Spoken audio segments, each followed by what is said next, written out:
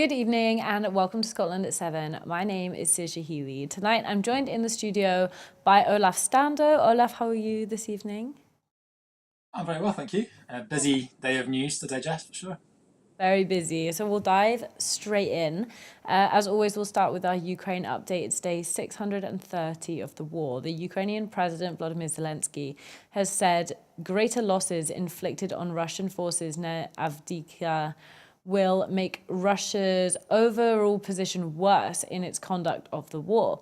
Russian forces were losing men and equipment faster around Avdiivka than they did during the months of battle near Bakhmut, he said. The Russian army has, quote, eliminated almost all Ukrainian literature in the territories of Donetsk, Luhansk, and Gyundzh's Madimov. A former deputy prosecutor general of Ukraine wrote on X, formerly Twitter. The EU will miss its target of supplying Ukraine with 1 million artillery shells and missiles by next March, the German defense minister has said. Boris Pistorius's comments, the first public admission by a senior European minister that the target would not be met, were made before a summit of the EU defense ministers in Brussels today. The German arms manufacturer Rheinmetall has said it will supply Ukraine with 25 Leopard 1A5 main battle tanks as part of an order paid for by the German government.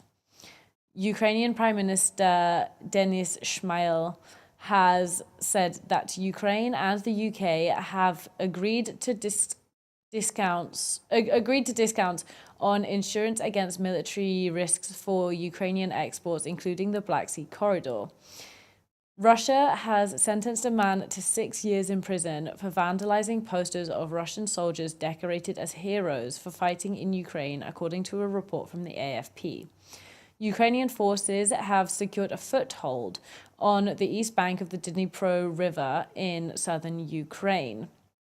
Zelensky's chief of staff was quoted as saying this today. His remarks were the first official acknowledgement that Ukrainian troops were established on the Dnipro's east bank in the Kherson region. General Alexander Syrsky, a top Ukrainian military official, said Russian troops were increasing the use of kamikaze drones. The head of Ukraine's ground force said that Russia, despite high losses, has been attacking Ukrainian positions near Kupiansk. Serhiy Liesk, the governor of the Dnipropetrovsk region, said Russia hit the Nikopol region 11 times on Tuesday using kamikaze drones and artillery. He said that the district center was the most heavily targeted and that a 26-year-old man has died. So, Olaf, one of the biggest sections of that is obviously the crossing of the river and the Russian reaction to that. Would you say that that's a positive in the war effort, or do you think that it's going to provoke Russia and have a dangerous outcome for Ukraine? I'm so sorry. The internet has cut off for the past minute, so I didn't really hear the past minute of what you said there. Could you repeat the So, question? yeah, of course. So, Ukrainian troops have crossed over into the Dnipro River, which was occupied previously by Russia, and so the Ukraine is saying that they've established themselves on former Russian occupied territory. Do you think that this is going to prompt more retaliation from Russia, or do you think that it will be a positive for the war effort for Ukraine? I think, look, firstly, it's good that Ukraine is being discussed, and credit to Broadcasting Scotland for actually covering this every day because there's a lot happening in the world. And obviously, we've got Gaza war, we've got an absolute shambles of a government policy every single day at Westminster. So it's good that the focus is not disappearing on Ukraine. But I think in terms of the war effort, look, it's been very static. There hasn't been a lot of movement either way. Ukraine is making some significant wins, only to be pushed back again, and I think Russia is probably using the current unease and the current disruption in the world affairs to perhaps be a bit more brutal against Ukrainians. Obviously, the world's attention is on Israel and Gaza at the moment, so Look, it's great. It's great that Ukraine is making victories. I obviously fully support Ukraine regaining the territory, whether it's in Dnipropetrovsk or in Crimea, or every single inch of territory that was stolen by the Russian regime. But sadly, it's probably going to drag on for quite a lot longer. And Putin was quoted today, separate to what was in that report, talking about the upcoming Russian presidential election next year and how he's going to do everything that he can to fight against internal corruption and external corruption. What do you think that this actually means when you get down to it in terms of Russia, their politics, and what the presidential campaign might bring us next year? Look, if he wants to fight against internal corruption, perhaps it's best if he resigns his post and let someone else take over. I mean, I'm sorry, but the whole pretense of Russia having an election and even calling an election is a bit of an insult to democracy. Let's be honest. Navalny, the opposition leader, has been languishing in prison and has been tortured physically and psychologically for years and decades. And there is no democracy in Russia. And I think, the election would just be a sideshow, wouldn't it? Mm-hmm. Yeah, couldn't have put that better myself. So we'll move on to our next story, which is the latest on the Israel and Gaza conflict. Israeli troops entered Al-Shifa hospital earlier today, conducting what it called a precise and targeted operation against Hamas in a specific area of the medical complex. A senior Israeli military official said that weapons and other terror infrastructure had been found during the ongoing operation in one specific area of the hospital. In a statement, Hamas denied the claim, which said it was nothing but a continuation of the lies and cheap propaganda through which Israel is trying to give justification for its crimes aimed at destroying the health sector in Gaza. Mohammed Abu Salmiya, the director of the Al-Shifa hospital, said that water, electricity, and medical oxygen supplies were completely cut off within the facility and that he was unable to communicate with doctors. A senior official with the Gazan Health Ministry called for the UN and International Committee of the Red Cross to secure a safe corridor for the patients, medical staff, and displaced families trapped in the facility to leave. The UN humanitarian chief Martin Griffiths said Hamas must not, should not use a place like a hospital as a shield for their presence, but said the agency's chief concern was protecting the people of Gaza from what's being visited upon them. Gaza's two main telecommunications companies warned of a complete telecoms blackout in the coming hours in the Gaza Strip. Thomas White, the director of the UN Agency for Palestinian Refugees, UNRWA, said that water pumps and sewage treatment in South Gaza Strip have stopped due to lack of fuel. Felipe Lazzarini, head of the UN Agency for Palestinian Refugees with the UNWRA, has said our entire operation is now on the verge of collapse and that by the end of today, around 70% of the population in Gaza won't have access to clean water.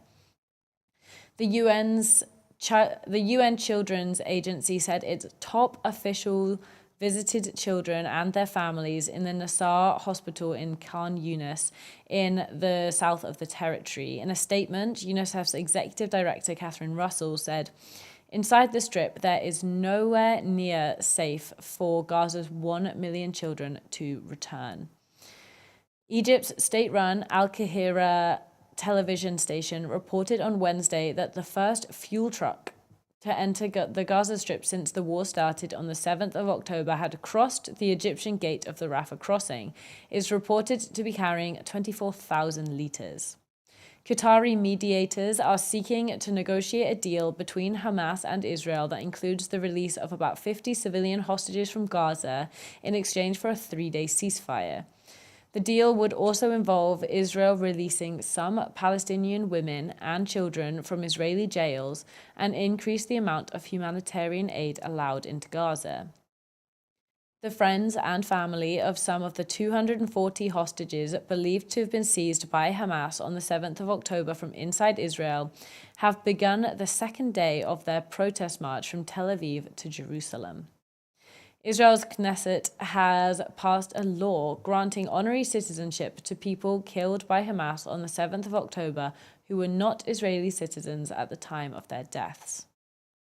Protesters have been removed from the House of Commons public gallery in the UK Parliament in London after holding up ceasefire now signs.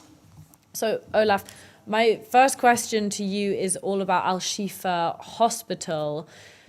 You know, to you, is it breaking international law? Would you consider it a war crime if Hamas were using a hospital to mask their operations or to use it as a headquarters? Look, let me preface it with the fact that I'm not an international lawyer, and I think there's a lot of people right now on social media, etc., who claim to be lawyers and experts on the issue without actually being experts. So I think we shouldn't be too quick making those definitive judgments, what is a war crime and what isn't. Certainly, look, if Hamas is using the Al Shifa hospital, or indeed any hospital, as a military facility or a place to launch rockets from, or to hide militants, that's obviously extremely concerning, and that is a breach of international law under the conventions. There's a lot of misinformation on both sides being thrown about, so it's quite difficult to be sure exactly whether Israeli claims are credible. But at the same time, Hamas is a terrorist organization, designated as such by most European countries, definitely an organization that is despicable in its aims, and I don't exactly trust them to do what's right. So, look, going back to the essence of the issue, hospitals cannot function right now. You've got Al Shifa and Al Quds, the two biggest hospitals in Gaza, that are barely functioning, without electricity, without water. You've got babies in incubators that are having to be wrapped in aluminium foil just to stay warm.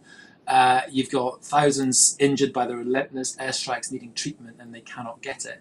And that, I think, should be the focus of everybody. I think, look, making judgments about international law and about war crimes, that should all come later. There should be a process followed, and there should be people brought to The Hague for trial, and certainly Netanyahu will have a lot to answer on that. But look, keeping those people safe, especially babies that were born during this war, that must be of paramount importance. Surely that's something that everyone can agree on.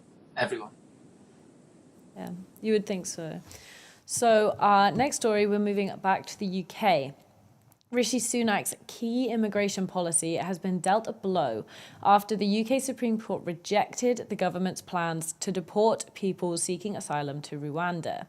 5 judges unanimously upheld an appeal court ruling that found that there was a real risk of deported refugees having their claims in the East African country wrongly assessed or being returned to their country of origin to face persecution.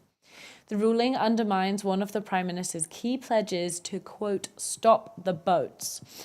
The government claimed that the £140 million Rwanda scheme would be a key deterrent for growing numbers of asylum seekers reaching the UK via small boats, travelling across the Channel, a claim that refugees' charities have rejected. Reading out the judgment, Lord Reid, the President of the Supreme Court, said the judges agreed unanimously that the Court of Appeal ruling that there was a real risk of claims being wrongly determined in Rwanda, resulting in asylum seekers being wrongly returned to their country of origin. He pointed to the crucial evidence from the UN Refugee Agency, the UNHCR, which highlighted the failure of a similar deportation agreement between Israel and Rwanda. The ruling came the day after the sacked Home Secretary Suella Braverman released an incendiary letter accusing the Prime Minister of breaking an agreement to insert clauses into UK law that would have blocked off legal challenges under the European Convention on Human Rights, the ECHR, and the Human Rights Act. The judgment will raise serious questions about the expenditure on the scheme. More than £140 million has already been paid to the Rwandan government. The government has refused to disclose a further breakdown of costs on the scheme and on the legal fees. Rishi Sunak has responded to the ruling, saying that the UK government will introduce emergency legislation to confirm that Rwanda is a safe country for asylum seekers deported from the UK. The Prime Minister said he would bring forward the new laws shortly and would be prepared to defy any judgment from a European Court of Human Rights in Strasbourg if there were further attempts to stop the Rwandan flights going ahead. The SNP Home Affairs spokesperson Alison Thulis said it is right that the Supreme Court has shut down the Tory party's cruel plan to deport asylum seekers to Rwanda. The policy should never have been put on the table. It is morally wrong and inhumane.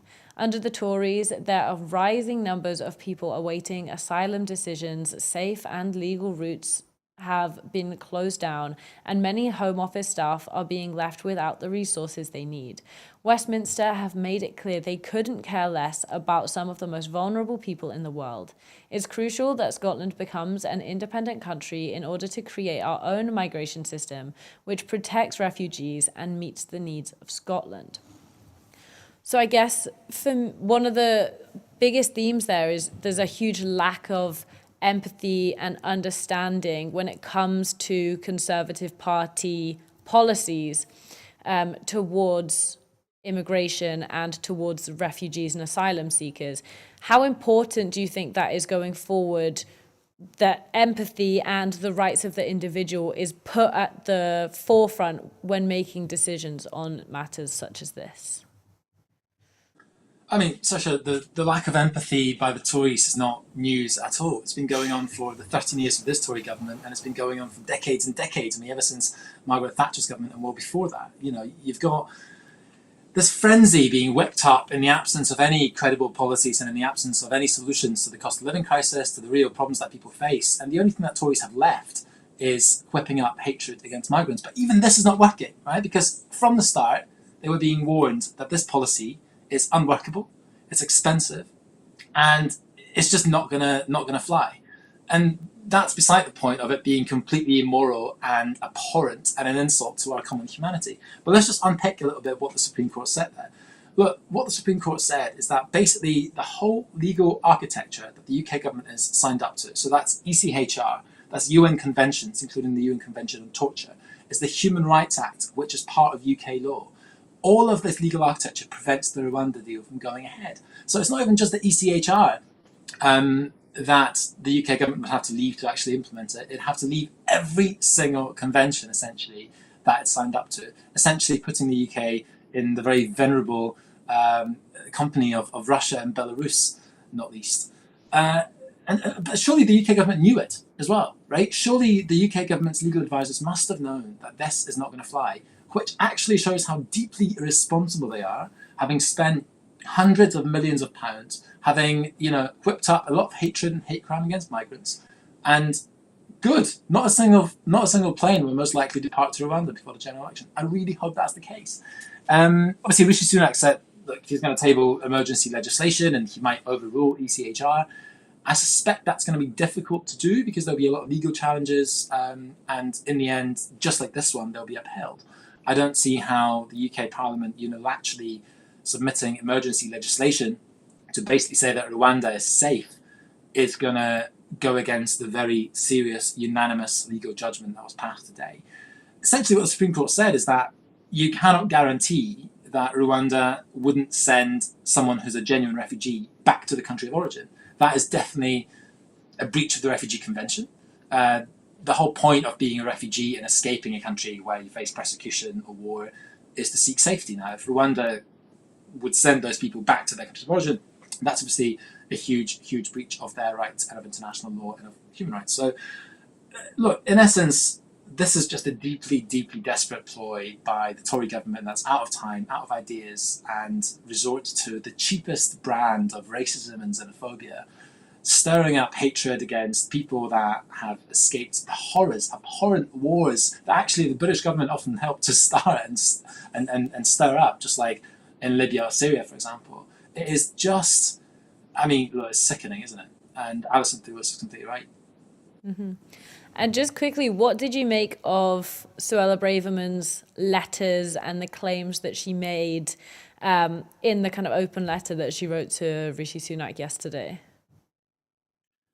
She went completely nuclear. It's very clear that this letter was her leadership pitch, that she's trying to pitch herself as the standard bearer of the Tory headbangers, soon to be joined by now Joe Farage, perhaps, who was mingling with Suella Braverman and Liz Truss at the Tory conference. I mean, you look at the state of that shower, and, the election couldn't come any sooner.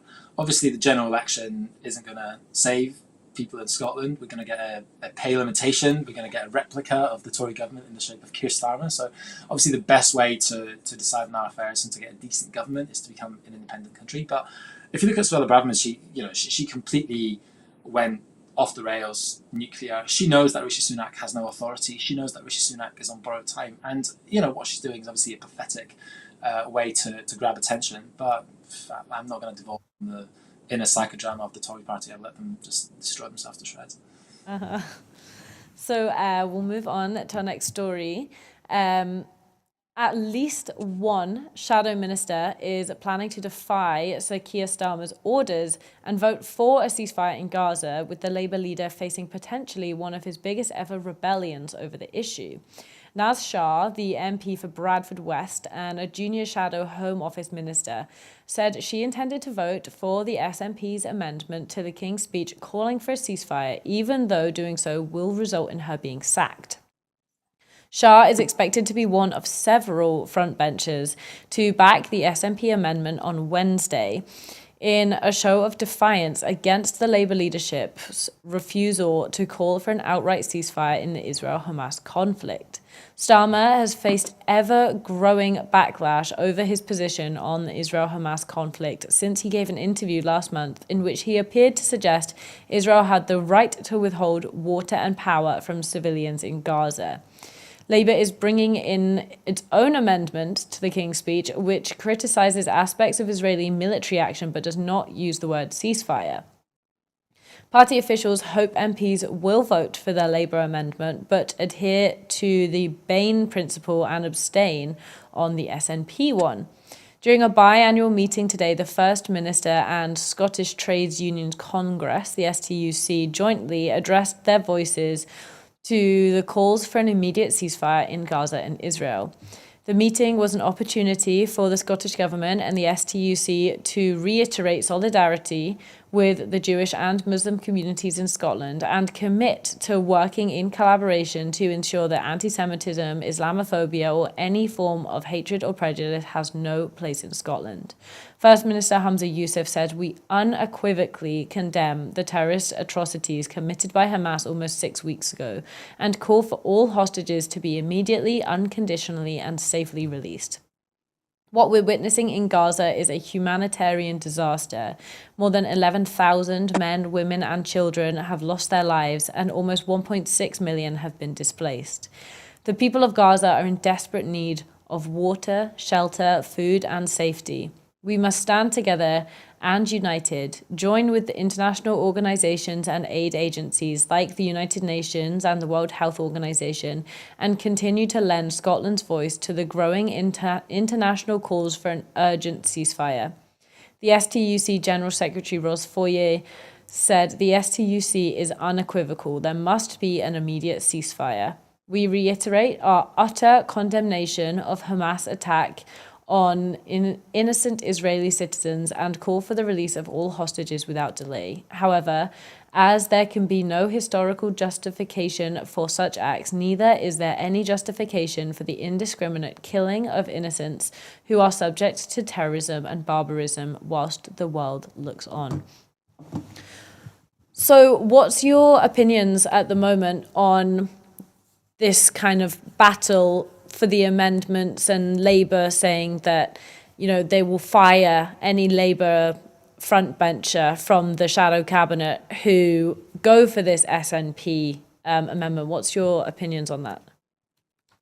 Oh, it's just so petty, isn't it? Look, Labour today has accused the SNP of playing politics with this and repeatedly accused the SNP of playing politics, while it's actually Labour and Keir Starmer that submitted the amendment that just failed, by the way, just failed in Parliament 5 minutes ago, 12 minutes before the deadline. Labour has flip-flopped on this issue ever since the start. And look, it's not an easy issue to get your head around. It's a very complicated conflict. But what's not complicated is that the only way to prevent more deaths and the only way to prevent babies dying in incubators and people with injuries dying inside dysfunctional hospitals is a ceasefire.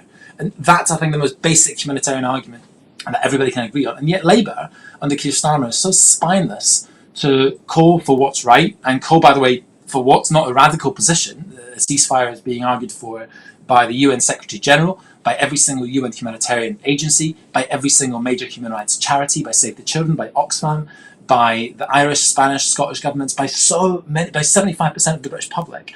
And, you know, to paint somehow calling for a ceasefire as a radical or as an anti-Israel position is just deeply dishonest by Labour. And the fact is that they can't take a position. They don't want to upset either of the sides. And instead, Labour is just sitting on the fence. Now, I don't want to make this a political point. I really don't, because this is so much more than party politics. And so many people are commenting right now as the votes happen in the Commons that this is the SNP amendment, Labour amendment, which party's going to win out. You know, they talk about Labour divisions. That doesn't matter. You know, the whole moot point about how many front benchers are going to resign, how many Labour MPs are going to back this amendment and that amendment, that, in the grand scheme of things, what matters is getting a ceasefire. Look, of course we have to be honest. This amendment is not going to cause an immediate ceasefire. It's not like Netanyahu's watching the UK Parliament live stream and thinking, all right, lads, let's pack up. That's it. It's over. But I think this is an important gesture, and it's important to be on the right side of history. And the more we get critical mass of major Western countries calling for a ceasefire, the more pressure there'll be for Israel to relent their bombing. So this is the really important point. We can't pretend that's going to happen overnight, but this vote, as much as it's symbolic, really, really matters. And if Labour, the Labour front bench, en masse, as they will, refuses to back the SNP amendment for a ceasefire, it's them playing party politics, not the SNP. So we actually just got in the results from the Labour amendment, and that's not gone through. So it had 290 noes and 183 ayes.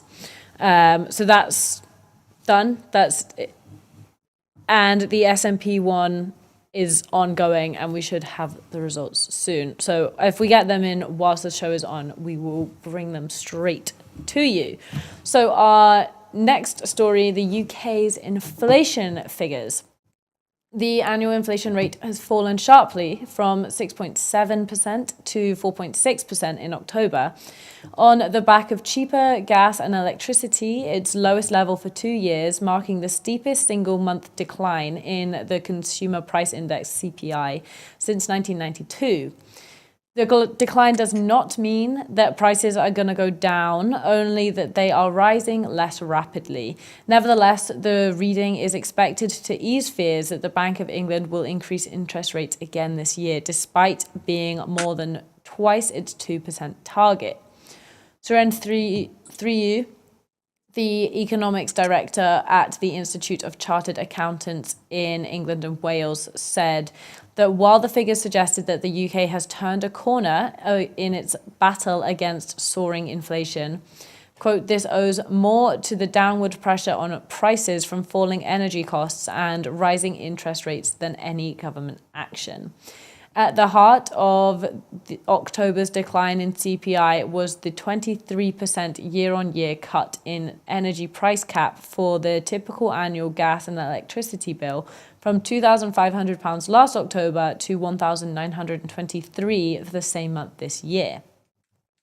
Food price inflation was the lowest since 2021 after a drop in the annual rate of increase to 10.1% in October, down from 12.2% in September, and a recent high of 19.2% in March 2023, which was the highest annual rate for more than 45 years.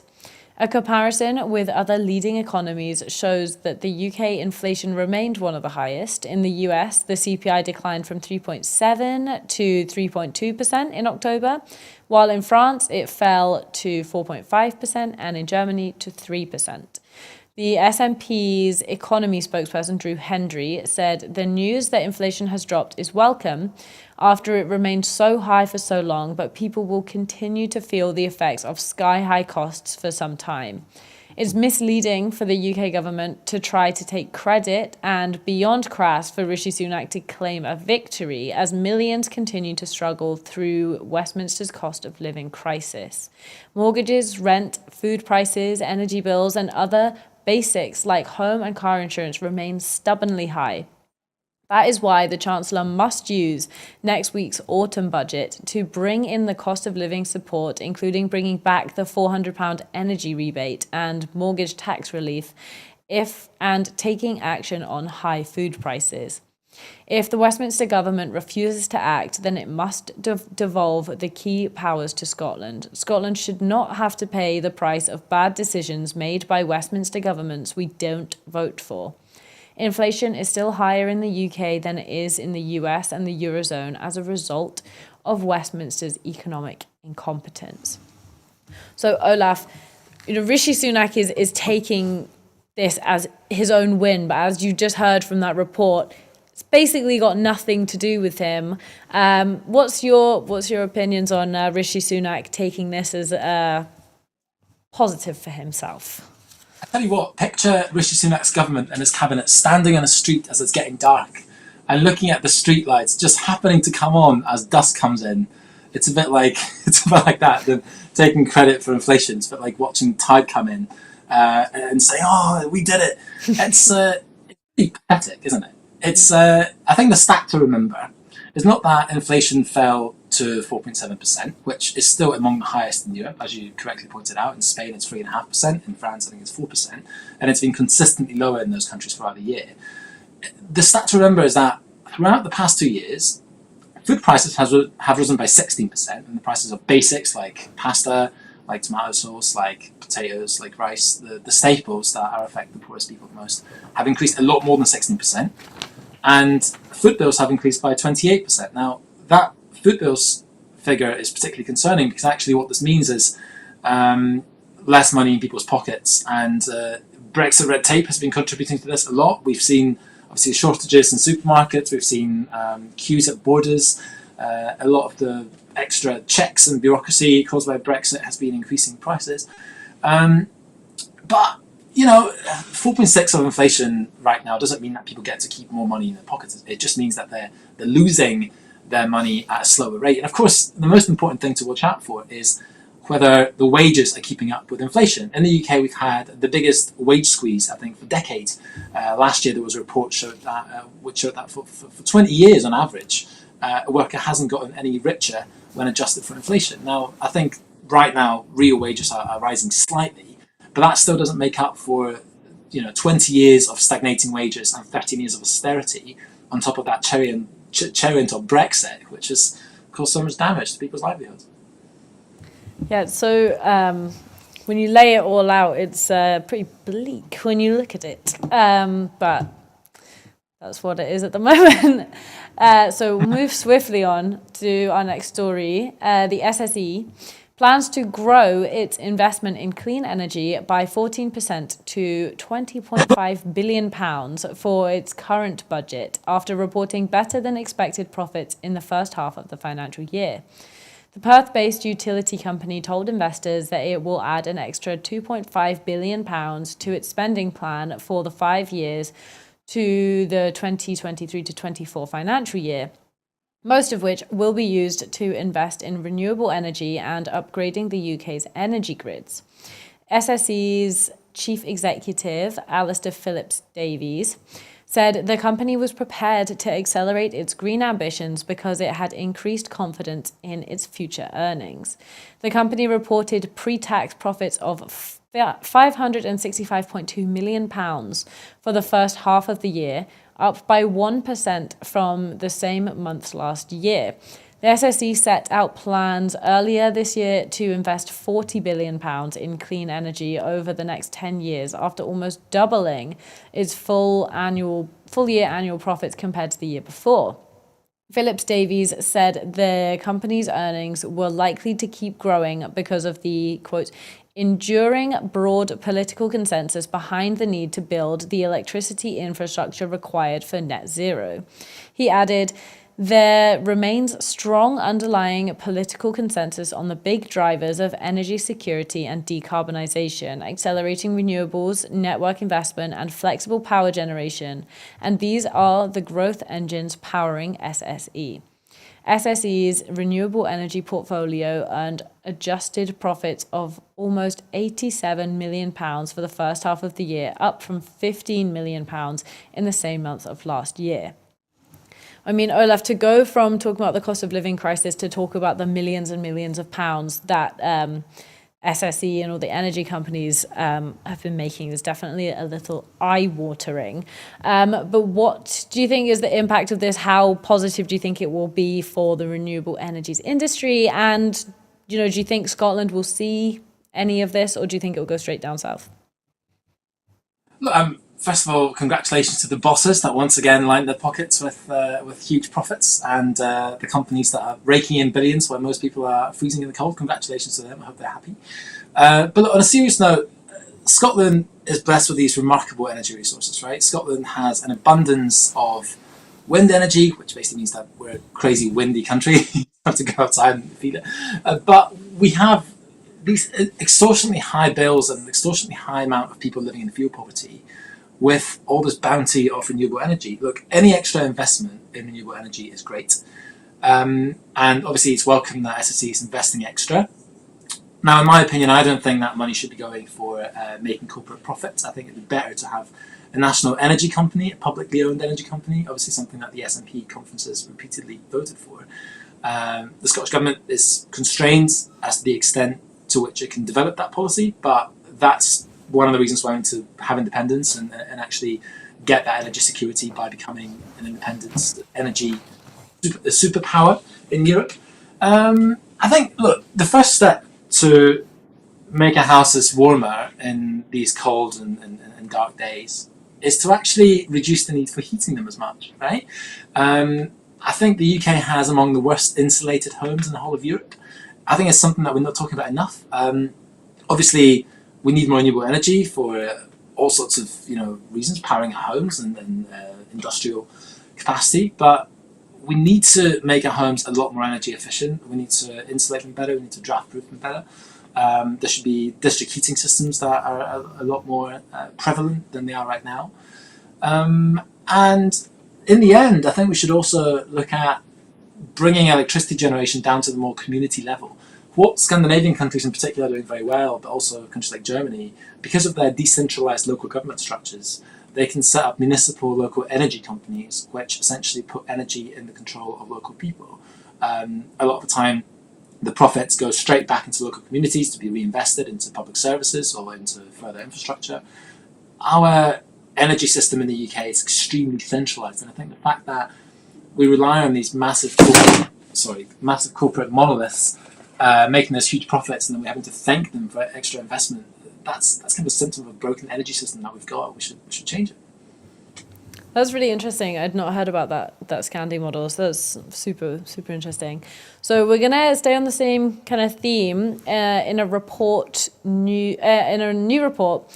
The UN's World Meteorological Organization, the WMO, has said that the abundance of climate heating gases in the atmosphere reached a record high in 2022. The WMO said there is, quote, no end in sight to the rising trend, which is largely driven by the burning of fossil fuels. The concentration of carbon dioxide, the main greenhouse gas, is now 50% higher than before the start of the Industrial Revolution. The Earth has not experienced similar levels of CO2 for 3 to 5 million years, when the global temperature was 2 to 3 degrees warmer and sea level was 10 to 20 meters higher than it is today, the WMO has said. The key concentrations of the two other key greenhouse gases, methane and nitrous oxide, also grew, according to the report published ahead of the UN's COP28 climate summit, which begins on the 30th of November. Greenhouse gas levels will continue to increase until emissions are cut all the way down to net zero, meaning global heating and impacts of extreme weather will also continue to increase. However, the report found that countries are failing to deliver on almost every policy required to cut emissions, despite progress on renewable energy and electric cars. The report said that coal must be phased out 7 times faster than is happening to avoid the worst impacts of global heating. Professor Petteri Talas, the WMO's Secretary General, said, "Despite decades of warnings from the scientific community, thousands of pages of reports, and dozens of climate conferences, we are still heading in the wrong direction. The current level of greenhouse gas concentrations puts us on the pathway of an increase in temperatures well above the Paris Agreement targets by 2100, he said.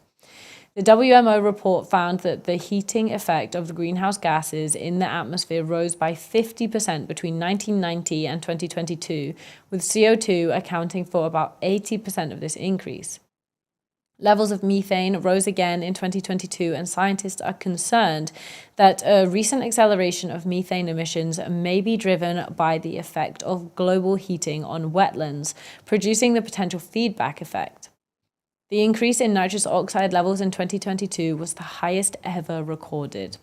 In September, the International Energy Agency said that the world's demand for oil, gas, and coal would begin to decline this decade in the beginning of the end of the fossil fuel era. But the IEA now said that this is nowhere near steep enough to limit global temperature rises to 1.5, the internationally agreed limit. A recent UN report found that the world's fossil fuel producers were planning expansions that would blow the planet's carbon budget twice over. Experts called the plans insanity, which throw humanity's future into question. So pretty damning report there. And obviously there's a lot of focus on government and what governments aren't doing. But we've also, in this country, we've seen so much discourse about, down in England, about ULEZ and the rolling back of environmental policies. So, I mean, kind of everyone's got it, would you say everyone's got it backwards and the focus is on the wrong thing? What's your kind of opinions on that? Well, look, the world is on fire, and the Tories are not just rearranging the deck chairs on the Titanic, they're actually setting fire to those deck chairs on the Titanic and adding tyres into it as well. It's a really horrible situation that we're seeing. Is that, firstly, credit to you for covering the climate crisis, because you won't see any of this on most of the media channels today, as we're obsessed about the psychodrama of Westminster politics. So it's really, really important to talk about it and to keep it on the agenda. It's a bit like the Rwanda plan, really, isn't it? It's the Tories are using anti-green wokery culture wars to distract from the complete lack of plan to reach net zero. It's all well and good for the UK to boast that they've got ambitious climate targets and having cut emissions by more than any G7 country. All of that is well and good. But if you're not going to follow these words with action, it's going to mean absolutely nothing. And, there's this backlash globally, not just in the UK, but in the US, where Trump might be president next year and very much on the back of the sort of anti-net zero agenda. There's this backlash against green policies as somehow being expensive and unaffordable, and a domain of the liberal elite that can afford to install heat pumps and all that. Like, all of this is complete nonsense, right? And here's why. The more you chop and change your energy policies, and the more you backtrack on climate policies which you promise again and again, whether it's a Paris Agreement or whether it's a COP26 in Glasgow, the less confident investors are in the UK economy, right? The less confident they are in investing in our green resources and in all the infrastructure that we desperately need, right? There is a huge amount of private capital globally currently looking for a place to invest in the green transition. Now, I'm not saying that the private capital should play a key role, because I don't believe in the ultimate role of capitalism in solving all of our problems. But the UK is really going to struggle to speak with any voice of authority at COP28, which is coming up in the Arab Emirates, funny enough, ironically perhaps, when it's changing its policy basically day by day. They completely lost credibility on this, and it remains to be seen what Keir Starmer's position is, because it seems to be changing every day. But yeah, it is depressing that the world is not taking climate crisis more seriously. Certainly, the amount of warnings that are being given every day, whether it's UN reports or whether it's looking at the floods and looking at the fires and looking at, the things happening in this very country, on this very island, and people ignoring it really bears resemblance to that film, doesn't it? Don't Look Up. We're in the Don't Look Up era of British politics. Don't Look Up era. So, you mentioned talking about the fire that is the Westminster Party politics, and back on that thread, we've got the result of the SNP amendment on Gaza, and it has unfortunately failed. So it was 125 ayes and 293 noes, which is... And so we are actually getting in that 50 Labour MPs voted against the party line, voted in favour of the amendment, so rebelled. And already 3 Labour shadow ministers have resigned. 4 now. So 4 shadow ministers have resigned already over this. So, it's definitely unfolding and it seems a little chaotic down in Westminster. So what's your opinions on what's going on? Look, I think those 50 Labour MPs are extremely brave, and every single one of them should hold their head high and be proud of themselves. And same goes to these 4 shadow ministers of Labour that resigned. Now, it's a shame. It's a shame that's just 4. I do wonder how Michael Shanks and Ian Murray have voted, given that I think Michael Shanks had his maiden speech in Parliament today, and he said that he promises to stand up for the voiceless and speak for what's right. So I do wonder if in the same breath, on the same day, he failed to vote for the ceasefire in the spirit of speaking for the voiceless. I don't know, I haven't seen the results. But look, 11,000 people have died in Gaza. This is deeply, deeply serious. This is not time for party politics. I think that amounts to about 0.5% of Gaza's population. I think 70% of Gaza's 2 million population is displaced, right? More than 100 UN employees are dead. Several journalists and doctors are dead. This is a deeply, deeply serious humanitarian crisis.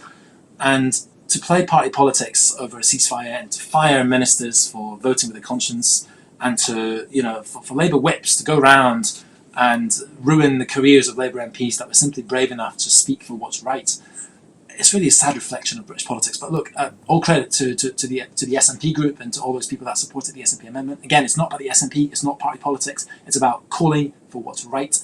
And while obviously this ceasefire vote in Parliament is not going to make a fundamental and immediate change on the ground because it's such a complex situation, it's so important to be on the right side of history. And it's really good and heartening to see that the calls for a ceasefire are growing ever louder. 100%. So we'll move on to our next story. Pedro Sanchez is on the verge of winning congressional backing for a second term as Spain's Prime Minister after securing the support of Catalan pro-independence parties by agreeing to an amnesty for hundreds of people involved in the failed push for regional independence 6 years ago. Today's investiture debate is expected to bring an end to months of political deadlock following July's inconclusive snap election, in which Pedro Sanchez has already secured the numbers to win. Although the Conservative People's Party, the PP, narrowly defeated Sanchez's Spanish Socialist Workers' Party, the PSOE, it has been unable to form a government even with the backing of far-right Vox Party and other smaller groupings. The PSOE and its partners in the left-wing Sumar coalition have managed to secure the necessary votes by enlisting the support of Catalan, Basque and other regional parties. Catalonia's 2 main pro-independence parties, the Catalan Republic Left, the ERC, and the Junts per Catalunya, Together for Catalonia, only agreed to back Sanchez after he agreed their demands for amnesty. According to a draft law tabled by the PSOE on Monday, the amnesty would apply to hundreds of people, including Junts leader, the former Catalan president Carles Puigdemont, who was forced to leave Spain to avoid arrest in 2017. Sanchez argues that the amnesty will help heal the wounds of the past and promote peaceful coexistence, But this amnesty law has infuriated the PP and Vox, which have accused the acting Prime Minister of using the amnesty as a cynical ploy to remain in power. While repeatedly ruling out a referendum on Catalan self-determination, Sanchez has exhibited a markedly conciliatory approach to the issue and 2 years ago pardoned 9 Catalan independence leaders for their roles in the bid for independence from Spain. Sanchez himself has urged the PP to show, quote, good sense and stop trying to stir things up. On Saturday, he said, I ask them to respect the result at the ballot box and the legitimacy of the government that we will soon form. So, Olaf, what do you make of this? It's obviously it's a very delicate political balance that Sanchez is trying to tread between, these far right parties and the pro-independence parties, all to form a government. And then do you think once that government is formed, there's going to be bipartisan lines that are drawn that are going to be quite hard to heal? Look, it's a big gamble for Sanchez, undoubtedly. Undoubtedly, there are already protests by right-wing and far-right parties who are calling this a betrayal of Spain and are using all sorts of Francoist, fascist language to yet again silence Catalan voices and somehow claim that they're not part of the democratic process. It is a very good decision, and it's a democratically right decision. Now, not least because it allows a progressive centre-left government back into the levers of power, and I think that's important. I think the prospect of PP ruling together with far-right Vox, which hate just about everyone who's not a white fascist Spaniard, that's a very good thing, right? And if you think about the charges on which the Catalan leaders were jailed many years ago now, right? It was since 2017. Some of these charges are things like sedition, right? Medieval kind of style charges which don't exist in many other countries. We obviously remember the spectacles of the police beating up people for simply queuing to vote and to put their ballots in ballot boxes.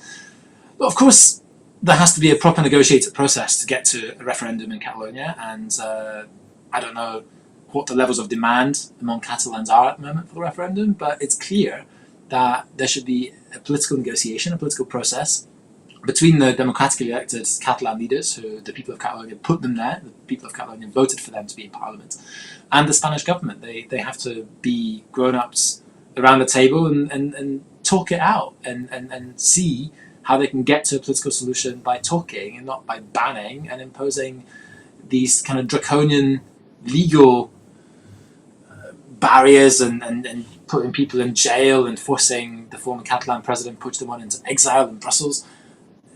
The whole spectacle of Spanish politics in relation to Catalonia has been quite edifying. So it's good to see that Sanchez has taken a more conciliatory tone. It looks like he's doing that for political opportunism. If you look at a lot of the past comments that Mr. Sanchez has made, he was not exactly friendly to the Catalan cause or to the idea of democracy. But look, clearly the Catalan parties have the balance of power. They have extracted a lot of influence. And now it's important that the Spanish government meaningfully negotiates with the Catalans to come to a process. It would be interesting to see how it all plays out.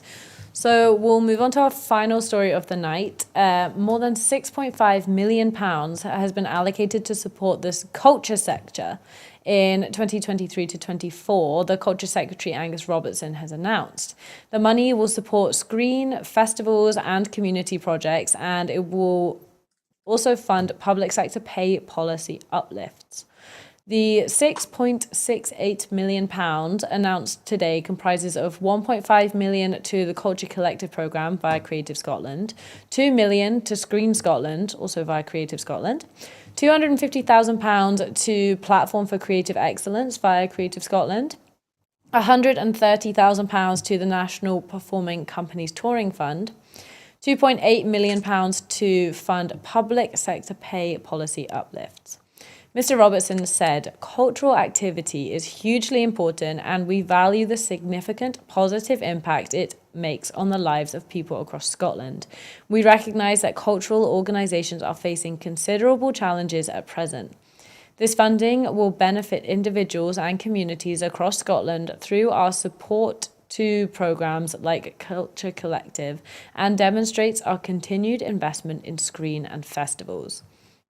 In spite of the incredibly challenging picture, we have prioritised our investment in culture to support the sector, acknowledging its vital contribution to our economy and to ensure everyone has the opportunity to experience the transformative and empowering potential of culture. So just as a last question to you, Olaf, what's your opinions on this? How important is this money for the culture, for the performing arts, for film, for TV, for festival, all of this rich industry that we see in Scotland that is hopefully going to be getting a boost? So yeah, just your thoughts on that. Yeah, I think it's a real vote of confidence in Scotland's thriving culture sector. And obviously Scotland is very lucky to have festivals like the Fringe and amazing music festivals all around. And obviously we've got a great and thriving screen industry as well. Fantastic musicians. So I think it's really important that they're properly supported and that these announcements are not made on the back of a fag packet as a kind of second thought, but actually are made as a proper integrated long-term strategy. Because if you think about it, a lot of these projects are quite long-term, right? So whether it's, for example, training actors or providing new infrastructure for theatres and for working class people to get involved in culture, a lot of that needs stable and consistent funding so that organisations can actually plan ahead. Sometimes, sadly, the Scottish Government has been behaving in quite a haphazard way in announcing things kind of last minute to get a good headline and get a good hit. I think this amount of funding and this kind of big solid commitment is hopefully a sign that it's a long-term commitment and shows that the Scottish Government is serious about investing in culture. I think, look, there's also lots of challenges that the culture sector faces that are sort of out with the Scottish Government's hands, right? So, for example, Brexit. Musicians are finding it very, very difficult to tour because of the Brexit travel restrictions, right?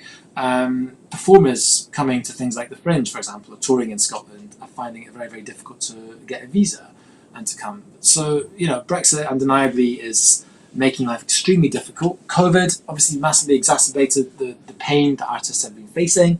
It's not easy.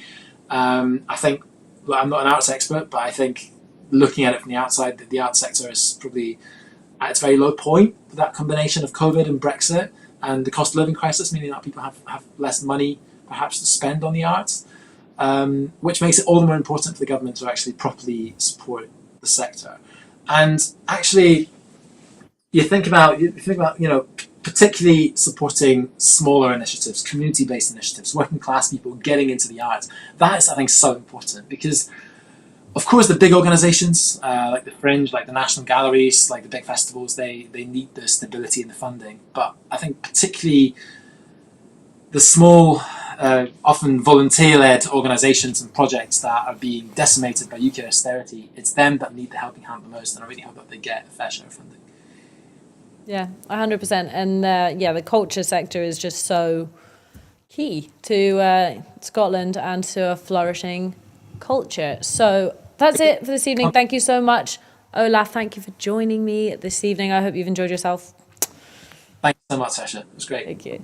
So that's it. And before I go, I just want to remind you, here at Broadcasting Scotland, we depend on the generosity of you, our supporters. Oh, we've just had some breaking news. Jess Phillips has resigned from the Labour frontbench. So there's a little bit of breaking news. Any reaction from you, Olaf? Jess Phillips is gone. I mean, look, credit to Jess Phillips. Very, very brave move. Yet again, joining the 4 Labour frontbenchers that have resigned over the stance on Palestine and on ceasefire. I think hopefully there's a groundswell of Labour politicians taking the high road and being on the right side of history and taking the correct decision not to vote on party politics lines. And it's 8 shadow ministers. That is pretty seismic, and credit, by the way, to the SNP and credit to Hamza Yousaf for being the first leader really consistently pushing for a ceasefire. I really, really hope that for the sake of all these dying babies in Gaza and the innocent people being under relentless siege, the UK Parliament stands on the right side of history, right? It's so, so important. Now, again, this is not a silver bullet. The UK Parliament will not unilaterally end the war in Israel. But the UK is a big backer of the Israeli government. And being a good friend of Israel, as the UK claims, also means criticising and urging restraint when necessary. And I think a ceasefire in itself is not the end in itself. I think we need to get a ceasefire to get proper peace negotiations for the long term. We need to bring back the two-state solution. We need to eradicate Hamas, which is a reign of terror in Gaza, and it's letting Palestinians down as well. But the most important thing for the moment is a ceasefire to stop the death. So well done, Just Phillips. Yeah. Well done to Jess Phillips and the 7 other ministers who have jumped out of the shadow cabinet. So at Broadcasting Scotland, we obviously rely on the donations so that we are able to bring you the breaking news as it happens. As you've seen in the show, we've been able to keep you updated on everything that's happened today and is currently unfolding.